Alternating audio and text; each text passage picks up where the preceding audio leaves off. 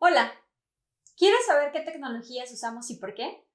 Pues de eso vamos a estar hablando en este capítulo. No te lo pierdas.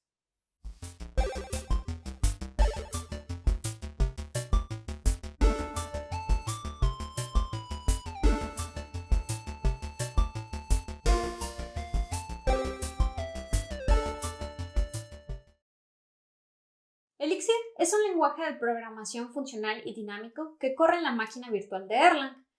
Una de las cosas en las que sobresale Elixir es que cuando se diseñó, uno de los principales objetivos de sus creadores era que se pudiera utilizar al máximo los recursos del sistema, por ejemplo, hacer uso de todos los cores. Y esto nos trajo a nosotros como desarrolladores facilitarnos la tarea de poder escalar nuestras aplicaciones. Si has hecho aplicaciones web con Ruby on Rails o Python y Django, creo que algunos de sus conceptos se te harán muy similares a la parte de Elixir. Incluso su creador vino del mundo de Ruby. Él creció y se fundó experto en Ruby y después se dio cuenta de algunos problemas y bueno, creó Elixir.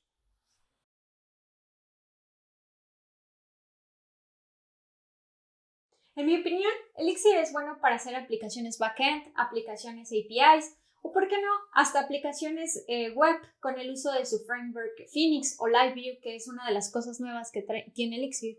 Y, por ejemplo, actualmente en mi trabajo estoy haciendo un dashboard donde utilizo LiveView para conectar eventos que viajan alrededor del sistema y reportarlos a un usuario final.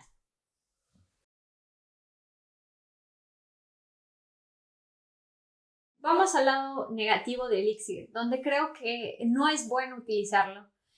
Hacer aplicaciones de líneas de comandos siento que no sería un buen uso para Elixir. O asimismo, si tu aplicación depende mucho del uso de CPU, creo que este procesamiento podría ser lento en Elixir. Aunque sí, existen algunas formas de poder importar otras aplicaciones hechas en otros lenguajes, pero desde mi opinión no es un buen caso para utilizar Elixir. Sí, es por eso que otras empresas como Discord, por ejemplo, es quizás el caso más famoso, lo que han hecho es que cuando tienen ese tipo de procesamientos muy pesados, lo hacen en otro lenguaje que es bueno para ello. En este caso, Discord usa Rust.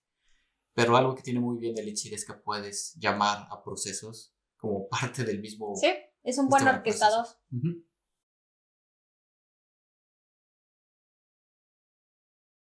El hecho de que Elixir cuente con una herramienta como Mix, que es parte del core del lenguaje, que nos ayuda a nosotros como desarrolladores a compilar nuestra aplicación, a ejecutar nuestras pruebas, creo que es muy amigable para el programador tener uso de esto integrado al lenguaje y no tener que instalar una dependencia de terceros.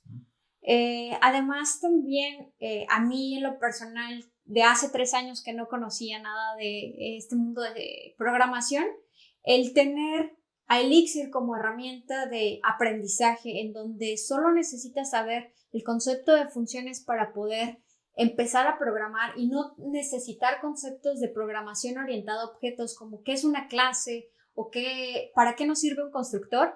Creo que esas fueron de las cosas que más me han gustado de trabajar con Elixir y que me han ayudado a incorporarme a esta industria de una forma más amigable. Y creo que es algo que no podemos dejar de decir, algo que me gustan de estos lenguajes modernos, y llamamos así modernos a lenguajes que han surgido últimamente. Elixir surgió en el 2011 aproximadamente. Es lo que menciona, ¿no? Este tipo de herramientas que llevan integradas. Entonces tú cuando empiezas a trabajar con un lenguaje, si el mismo lenguaje te dice, ok, crea un proyecto nuevo con, en el caso de Elixir, Mix New, y el nombre del proyecto, hace que no te estés pensando en ese tipo de cosas, como crear un proyecto nuevo, ¿no?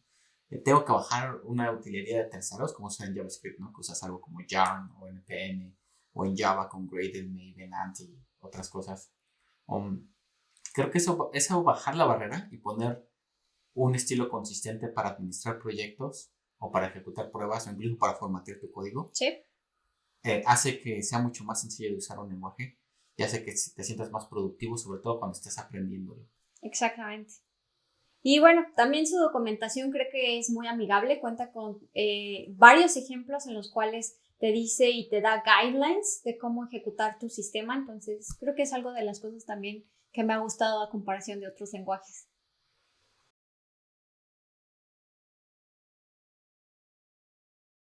Es el lenguaje oficial de Apple para desarrollar aplicaciones para sus plataformas, WatchOS, Apple TV, iOS y macOS.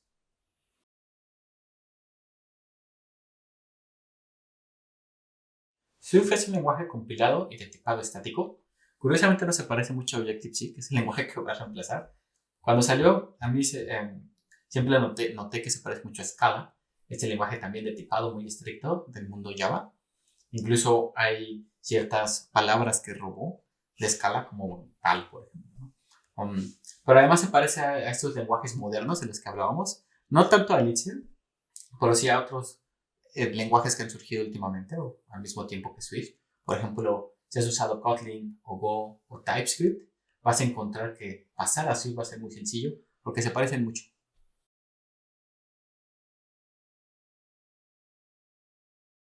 Para crear aplicaciones nativas, y hago hincapié en la parte de nativas. Una aplicación nativa es aquella que se ve y se siente como que es parte del sistema operativo donde se ejecuta, en este caso los sistemas operativos de Apple. Y además Apple es famosa por tener guías de diseño muy detalladas de cómo deben de comportarse las aplicaciones que se vean nativas. Y para seguirlas es mucho más sencillo simplemente usar Swift y las herramientas que Apple te proporciona para construir este tipo de aplicaciones. Entonces, ¿tú crees que no puedes lograr este tipo de performance con tecnologías multiplataformas como Flutter? Sí, claro, puedes lograr ese performance, ese UI con Flutter, con React Native, con algunas otras, pero va a ser mucho más difícil, ¿no? Si usas Swift, como fue creado y diseñado por la misma empresa que hizo el software y el hardware donde se está ejecutando tu aplicación, créeme que es muy sencillo. Claro. ¿Y qué tan cierto es que el acceder al mismo hardware del dispositivo se dificulta si estás trabajando en tecnologías multiplataforma? Sí, puede dificultarse y creo que es más por el tema de que, imagínate que encuentras un bug, ¿no? Estás accediendo a la cámara y encuentras un bug. ¿Dónde está el bug? ¿Está en React Native? ¿Está en el plugin que estás usando para acceder a la cámara? ¿O está del lado de Apple? ¿No? Ya veo. Buena suerte encontrando dónde está el bug, pero a veces no es tan sencillo, ¿no? Si estás usando Swift, pues normalmente es mucho más sencillo con todas las herramientas que tienes encontrar ese tipo de problemas. Y además de aplicaciones nativas, para algo que estoy usando Swift en mi trabajo es para crear aplicaciones en línea de comandos. Porque yo necesito de repente crear aplicaciones o herramientas que se ejecuten en las máquinas Mac que tenemos, tanto en el data center como en las computadoras, en nuestros programadores. Y descubrimos hace poco que, bueno, hace un par de años, que es muy sencillo hacer este tipo de aplicaciones de línea de comandos con Swift para Mac, ¿no? Simplemente vas a Xcode, le das crear nueva aplicación de línea de comandos y eso compila un ejecutable y ese binario ya lo puedes distribuir y va a ejecutarse sin ningún problema en esas computadoras.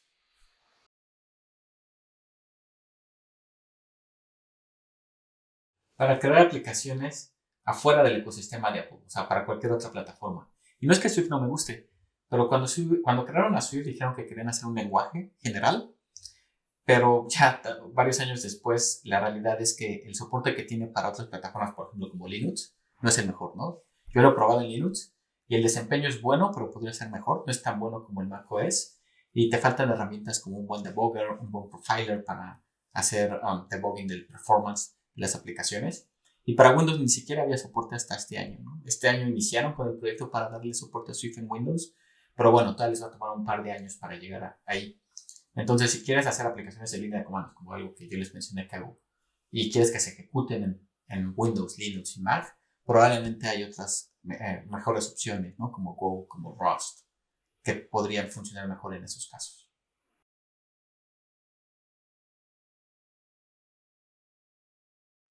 Me gusta que todo funciona, en general bien, diría, porque uno de los temas con Apple es que el ecosistema de Apple es cerrado, ¿no? Ellos controlan todo, desde el hardware hasta las herramientas que usas para programar para sus plataformas. Y eso tiene ventajas y desventajas. Entre las ventajas es que ellos pueden hacer que las cosas funcionen muy fácilmente. Entonces, ¿cómo programas para Swift? Pues lo primero que tienes que hacer es descargar el IDE que se llama Xcode. Pesa como 10, 12 gigas ahora que le agregaron toda la arquitectura nueva de las Apple Silicon. y se va a tardar como 2 horas en instalarse en tu Mac. Wow, eso es un montón. Y va a tomar como 30 gigas de tu máquina. Pero al final, cuando ya se termina de instalar, vas a tener el editor, vas a tener el debugger, vas a tener los simuladores para Apple TV, WatchOS, iOS, macOS, las nuevas Mac con Apple Silicon, incluso ya ahí listas en tus simuladores. Vas a tener una herramienta que se llama Instruments para hacer profiling de memoria de tus aplicaciones. Y entonces todo ese tipo de cosas que en otras plataformas tienes que instalar aparte, ¿no? Estás programando, por ejemplo, en Elixir, ¿no? Quiero hacer profiling de la memoria, pues te pones a googlear qué puedes usar para eso, ¿no? Claro. Quiero hacer debugging. Ok, sí, veamos, estoy usando Vim y tengo estas 3 opciones para hacer debugging. Las tengo que instalar y probar y crear un archivo de configuración. En Swift no te pones a pensar eso, ¿no? Descargas Xcode, se tarda mucho, lo que sea, clic y ya estás lista para empezar.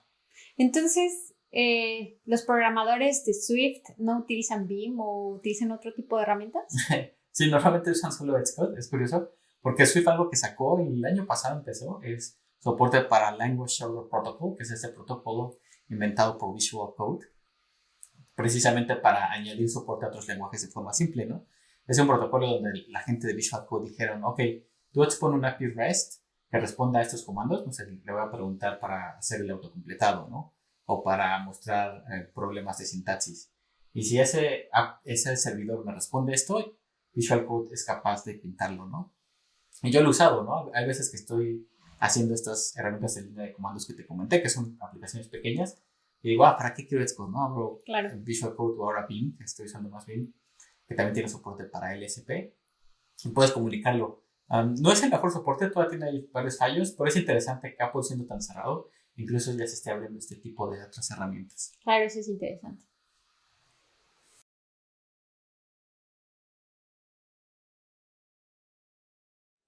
Elm es un lenguaje funcional y fuertemente tipado. Su compilador generará código JavaScript que cualquier navegador sabrá y podrá interpretar.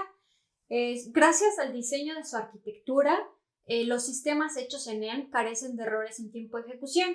Y dicho esto, en otras palabras, significa que tu navegador en su consola nunca reportará un error. No existirán un defines o no is not a number, ¿no?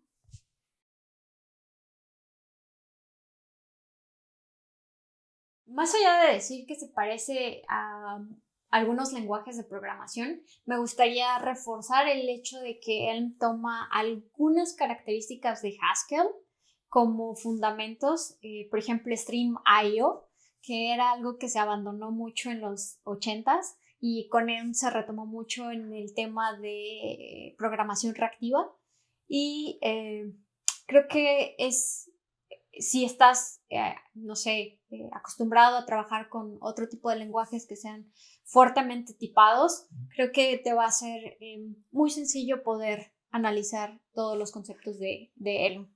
Y creo que también mencionamos que Elm es el lenguaje menos usado de esta lista, y parte es eso, ¿no? El hecho de que venga de Haskell, o que si has usado Haskell te vas a sentir familiar con el lenguaje, pero si has usado otra cosa, no tanto, y va a tener una curva de aprendizaje importante, ha sido la principal barrera para su adopción. Sí, pero aunque este lenguaje parezca como nuevo o que está en etapa alfa, sin duda yo creo que a nosotros como programadores vale mucho la pena ver todos estos conceptos que hay de fondo y lo que hoy en día se está tratando de copiar a otras tecnologías, ¿no? Creo que es importante analizar esos conceptos más allá de que te permitan o no integrarlo a un sistema productivo. Así es.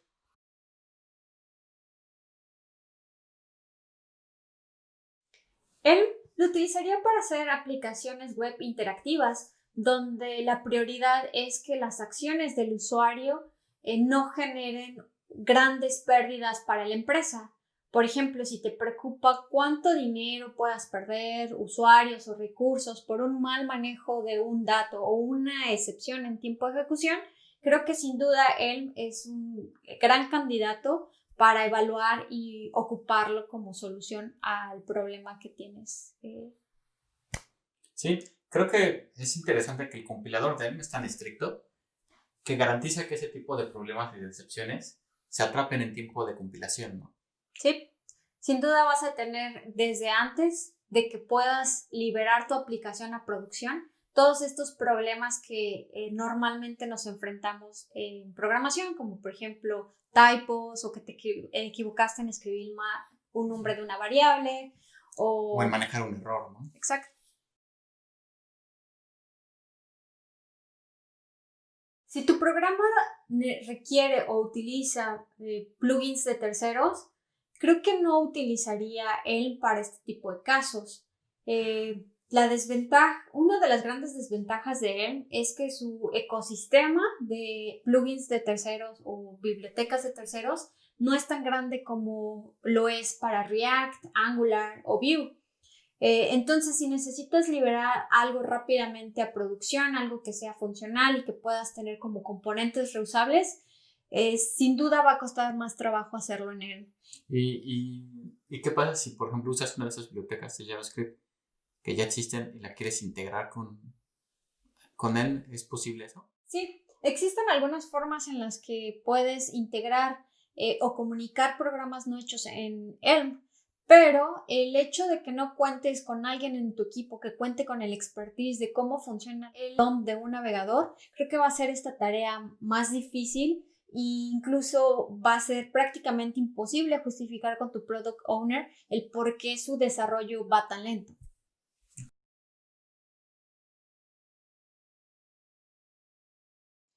Creo que ya lo he hecho mucho hincapié en mis comentarios anteriores acerca de él.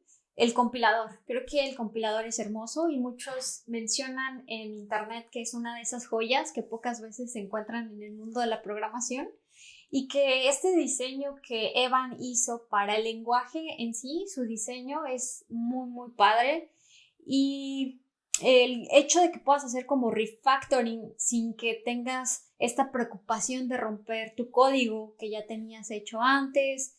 Incluso yo podría arriesgarme a decir que el debugging de un bug es muy rápido y a mí me gustan los errores que arroja el compilador, como que son muy amigables y fáciles de seguir, ¿no? Una vez que ya estás familiarizado con toda la sintaxis y todo el contexto de Elm. Y sin lugar a dudas, de todos los lenguajes que hemos mencionado, este es el menos usado y el que menos se usa allá afuera en el mundo real. Pero creo que si ves en retrospectiva el gran impacto que ha tenido en el mundo de la programación es sin duda la arquitectura M, ¿no? Esta arquitectura de un flujo único de datos para actualizar la vista, ¿no? Donde el flujo siempre es unidireccional. A partir de la vista se envía un evento. Se actualiza el estado y ese estado es mandado al navegador. Al navegador. Entonces, este flujo unidireccional ha sido copiado y copiado en los últimos 5 años en todas las plataformas, ¿no? Sí, y el claro ejemplo es Redux, ¿no? Que React lo utiliza justo para hacer este almacenamiento de estado y para hacer el manejo de que sea no tan mutable. Es gracias a esta arquitectura de Elm. Y creo que es en general una de las cosas que me ha gustado el hecho de poder trabajar con esta tecnología, es que me ha cambiado la perspectiva a mí como programadora y poder ver el sistema desde otro punto de vista, porque él me ha forzado a ver la estructura de datos que necesito utilizar y cómo van a navegar o van a viajar en todo el ciclo de vida del software. Creo que eso es un punto muy importante que la verdad me ha gustado mucho de él. Y hay algo muy interesante, ¿no? Tú mencionaste Redux, que quizás es la implementación de la arquitectura en más usada en el mundo. Y si has hablado con gente que usa Redux, o incluso en el mismo mundo de React, ¿no? Ahora mismo hay este movimiento de ya no usar Redux porque es demasiado complejo, porque tienes que definir muchas cosas para usar muchos artefactos. Pero es diferente en él, ¿no? Creo que esa es la gran diferencia de cuando copias algo en un contexto donde no existía y lo metes con calzador. Exacto. Redux es un gran ejemplo de ello. Porque NEM no es tan complicado, ¿no? El NEM es parte del lenguaje. Lo que mencionan es que la arquitectura NEM surgió a partir del lenguaje. No fue de, ya está el lenguaje, necesitamos una forma de manejar el estado de forma correcta. Fue, con este lenguaje, la forma correcta y trivial de hacerlo es de esta forma, ¿no? Sí. Entonces no tienes este grado de complejidad que tienes cuando metes ese tipo de arquitecturas en otras plataformas. Sí, sí, exacto. Incluso hay una charla muy buena que me gusta que habla acerca de cómo mantener tu estado imposible, ¿no? Es que le vamos a poner aquí el enlace para que lo puedan ver.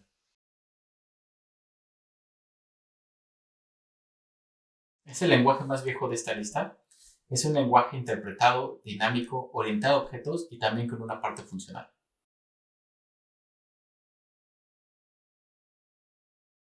Hemos hablado de varios lenguajes, algunos que usamos para backends, otros que usamos para web apps, otros que usamos para aplicaciones nativas. Yo a Ruby lo uso para otro tipo de tareas que llamo lenguajes de scripting, ¿no? Y es algo que creo que todo programador debe de tener en su caja de herramientas, un lenguaje con el que se sienta familiar para hacer scripts, para automatizar tareas o para realizar tareas que no son muy recurrentes, ¿no? Por ejemplo, tu jefe te dice, oye, ¿puedes comparar las ventas que tuvimos en esta temporada navideña con las de los últimos 3 años y generarme un reporte? Pues sí, lo puedes hacer a mano, ¿no? Entrar a hacer una consulta SQL, copiar los datos, pegarlos en Excel. Pero a veces si tú piensas, ok, este reporte a lo mejor me lo va a estar pidiendo cada año, pues puedes generar un script con un lenguaje como Ruby que haga todo eso, ¿no? Y lo automatice de forma muy simple. Entonces, Ruby, eso es para lo que yo lo uso. No es solamente para lo que se puede usar, de eso hablaremos más adelante. Pero creo que como lenguaje scripting es algo que me gusta tener en mi caja de herramientas.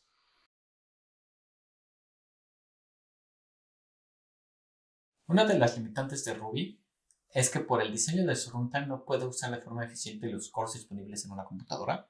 Así que si tú quieres hacer que tu programa use esos cores porque tienes que procesar varios datos en paralelo o porque es un backend en una aplicación web donde tienes que servir datos a varios clientes conectados al mismo tiempo, pues Ruby no es una buena opción para ello.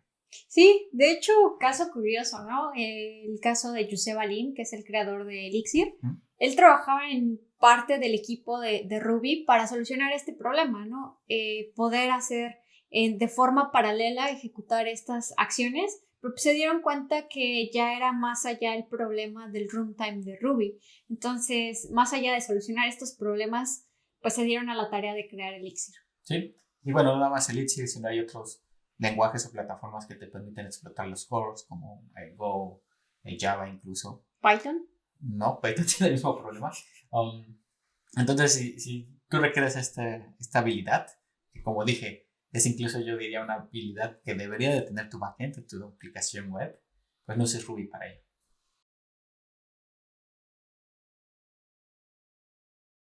Ruby, desde mi punto de vista, es un lenguaje divertido, bien diseñado, que tiene muchos puntos de extensión que lo hacen fácil. Por ejemplo, tiene mucho énfasis en metaprogramación, en tipado dinámico, en runtime, poder crear objetos o crear métodos al vuelo, lo que hace que programar en él sea muy divertido. Y además, fue creado en el 95, entonces ya tiene varios años, y por lo que está muy bien soportado. Algo que me gusta de Ruby es, quiero hacer cualquier cosa que se me ocurra en Ruby, porque quiero hacer un script que haga X o Y, lo busco y seguramente en Stack Overflow voy a encontrar 3 respuestas así detalladas de cómo hacerlo, ¿no? O voy a encontrar bibliotecas para hacer de todo, ¿no?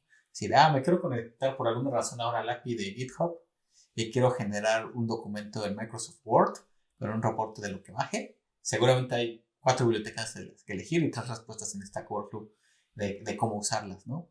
Y algo interesante de Ruby es que si bien fue creado en los 90, su auge fue en los 2000, la década de los 2000 con Ruby on Rails. Fue un framework web que revolucionó la forma en que hacemos aplicaciones web en el mundo de la programación, porque fue el primero que empezó a tener este tipo de opinión sobre cómo debería de ser la estructura de un proyecto, ¿no? Ahora lo que haces con el Elixir que dices que haces meets new y te crea la aplicación y tiene las mismas carpetas, pues eso empezó en Ruby on Rails, ¿no? A tener las mismas carpetas, todos los proyectos, a utilizar los mismos patrones de diseño a lo largo de todos los proyectos. Y su impacto fue muy grande. Permitió que se desarrollaran aplicaciones web de forma más rápida, de forma más consistente. Y por eso muchas de las empresas que se crearon en ese entonces se crearon con Ruby on Rails, ¿no? Por ejemplo, Twitter originalmente era una aplicación Ruby on Rails, migraron a Scala hace poco por problemas de desempeño, no hace poco, hace bastante. GitHub sigue usando Rails y sigue usando Ruby. Ellos usan JRuby, que es la versión de Ruby que se ejecuta en la máquina virtual de Java. O Shopify, esta plataforma para crear tiendas en línea que es súper usada, sigue usando Ruby on Rails. Claro, sí. Yo aún cuento con bastantes sistemas legados en Ruby. Lamentablemente he tenido muy mala experiencia con Ruby. Quizás solamente es mi caso en el que abandonaron como los proyectos y actualizar las versiones de Ruby. Sí. Y esto causó problemas en la que hoy tengo una versión diferente y muy, muy, muy vieja de Ruby.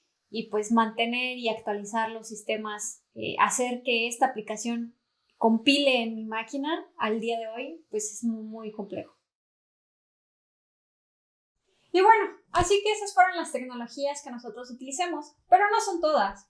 Así es, lo que queremos recalcar en este episodio es que una sola tecnología o una sola plataforma no sirve para resolver todos los casos de uso, ¿no? Lo importante es saber en qué casos se puede usar una o la otra. Sí, y al final del día en tu trabajo vas a necesitar utilizar más de una tecnología, así que no es bueno cerrarte a solo soy el experto en Java o en Elixir y pretender que tu día va a ser el 100% actividades con esta tecnología.